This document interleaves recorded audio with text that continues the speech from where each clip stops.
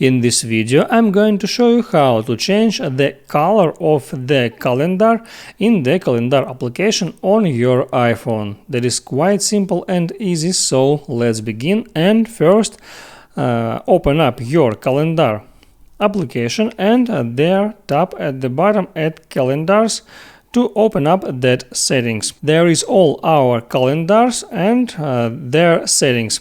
So to change color of the calendar, I need to tap on that information icon just beside the calendar name right here. There I can change name of the calendar, add here some person, and here I got color option. If I tap on that, I am able to choose any color from that list. I'll select green one, go back, tap done, and now that calendar has another color.